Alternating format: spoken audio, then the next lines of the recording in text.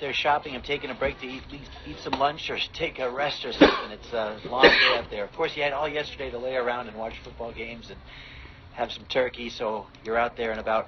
Listen, I want you to be part of the conversation, so if you can, call in at 617-266-6868 or text in at 680-680.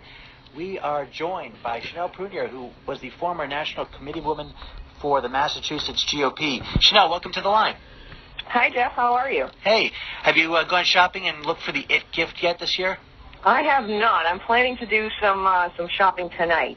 So we'll see. We'll see what happens. Well, it's a little nutty out there from what I hear. It is. I'm sure it is. You got to be a pro at this sort of thing. From what I'm hearing, I've been asking people to call in with what their it gift is, and it looks like the news reports are saying that it's TVs. They are selling at Target alone is selling 3,200 TVs a minute currently on Black Friday, if you can believe it. So that might be something you want to consider. I don't know. The other one was clothing, I heard. Yes. Well, I definitely need some clothing, but I don't think I'll be going to Target, given a lot of their policies lately. That's true. That's true. All right. You're talking about the bathroom bill. Yeah. Well, I mean, that's their decision to make, and they backpedaled quite a bit on the policy that they had, but it speaks to the fact that the problem with our state government and the bathroom law that we passed here is businesses can't make that decision anymore. They're basically forced to have the same policy that Target adopted and then ran away from because it was bad for business. Now you're actually, that was a good segue. I didn't even think about this, but that you've been working on a repeal of the Transgender Bill, which allows for people to use the bathroom that they choose. And by the way, doesn't include protections that Rep. Sean O'Connell, who was on earlier, put in that prevents level 2 and 3 sex offenders from being in the opposite sex bathroom. So what work is going on with that bill? Or that ballot question? We did place the repeal on the ballot. So we qualified, we got the signatures. It was a tremendously short window, but we'll be on the ballot in 2018. And if folks want to go and volunteer or donate or sign up to keep updated on the campaign, they can go to keepmasafe.org. And essentially this would just repeal the law that the governor signed in July, which adds a prohibition on discrimination in public accommodations based on gender identity. And so what does that mean? Basically, the state defines gender identity as whatever you feel like at that particular time, making it very difficult to prove if someone is legitimately has gender identity issues or if they're in the bathroom or locker room or changing area at the Macy's or whatever for some nefarious purpose. All right, Chanel, so I'm a father of 2 daughters. If I find out that somebody was in the bathroom who's male with one of my 2 daughters and I actually question them, I'm actually subject to a violation of that law. Now, what could happen to me?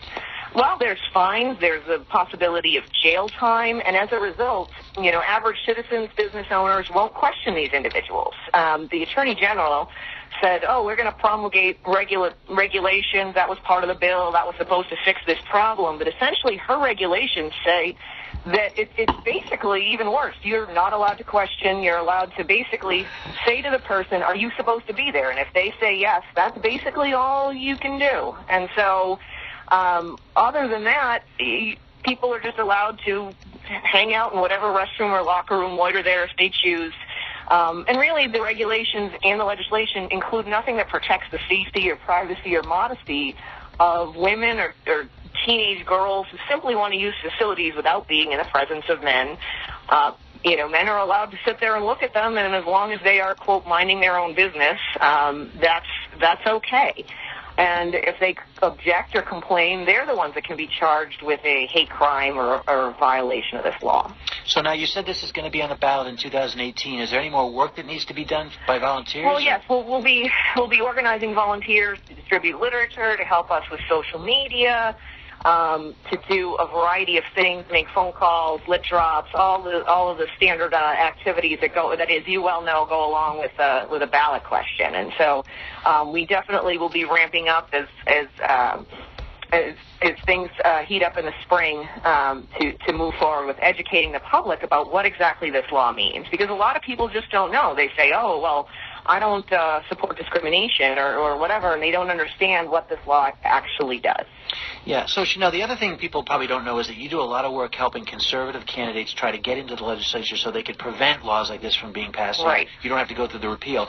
Donald Trump kind of created a new map in Massachusetts. I mean, we've seen the Scott Brown map from a while back in 2010, but it's sort of been updated by Donald Trump. Do you see new sections of the state where we might have opportunities to bring more conservatives in?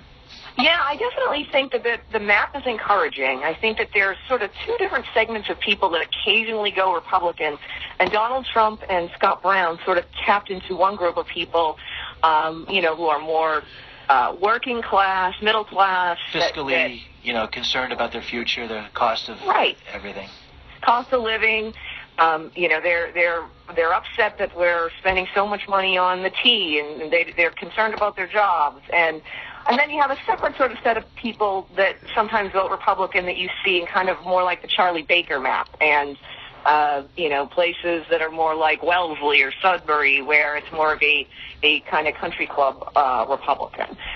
There have been a number of opinion pieces written over the past couple of weeks about things like the Democrats' push for gender identity legislation and how that turned off a lot of these people in Rust Belt states and working class folks that say, I don't have a job. Why are you concerned about where somebody goes to the bathroom? Why is the Democratic Party only fighting for different special interest groups instead of fighting for the average person?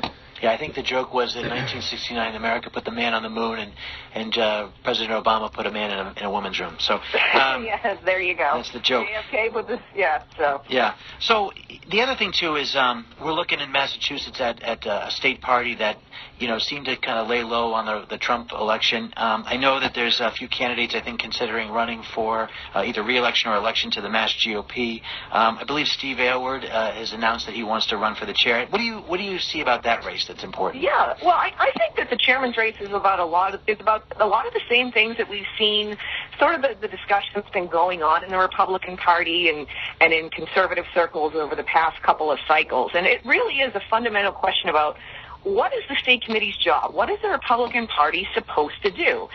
And, there's this one perspective that it's about one person. It's about the top of the ticket, whether that's Scott Brown or Gabriel Gomez or Mitt Romney or Charlie Baker. And there's another different view that's proposed by people like me, people like Steve Aylward, that the Republican Party is supposed to care about a lot of things: down-ticket candidates, Republican town committee development, growing the grassroots. That we should care about both maps. So instead of just donating a few dollars to a candidate, actually getting out there and working to help a local candidate get elected, whether it's state or even in municipal elections. Yeah. Yeah, or county level candidate recruitment everywhere. Getting the GOP message out, and I think that there's two. Steve is of the philosophy that governors are going to come and go, and U.S. senators may come and go. I would say the same thing about Kurt Schilling if he's going to carry our banner in the U.S. Senate. It's not about one person. It's about all of the Republicans and, supporting and recruiting people and caring about every level of government. And I think that a lot of decisions are made at the state party based on what's good for one particular person. And I don't think that that's an appropriate way to run a Republican Party, and I think Steve Aylward is somebody that would agree with me on that. And it seems like the Republican Party. It seems like the Democrat Party knows that there's plenty of places for their elected officials to shine, whether it's mayors, whether it's attorney general, whether it's Congress. There's a lot of places. It seems like the Republican Party puts all its chips in one basket over and over again.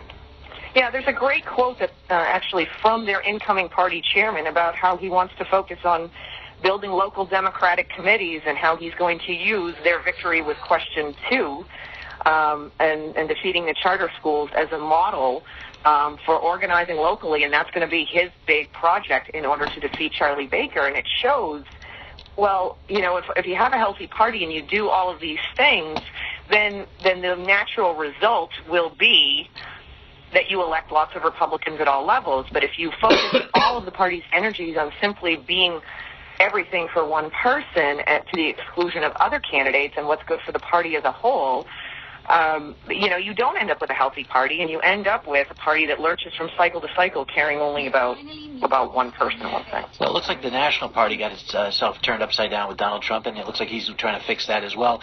Chanel, I want to thank you for all the work you do here. You clearly put yourself out there all the time, day and night, to help candidates, and specifically the ballot question. How can they get involved again with that question? It's www.keepmasafe.org. Great. And you're going to have Steve on at some point today. I'm having Steve on right after you. Yep, exactly. Oh, wonderful. Okay, good. So he can tell you all about his race. But I really think that's what these campaigns are about, and we need to restore people to Republican Party leadership that will support everybody's campaign and not just focus on the top of the ticket. Perfect. Thank you, Chanel Prunier. I appreciate your time. Thank you. Talk to you soon, Geoff. Yeah. Hey, Ann, I see you on the line. You've been on for a little while from New Hampshire. Ann, go ahead. Hey, Geoff. Nice to talk to you.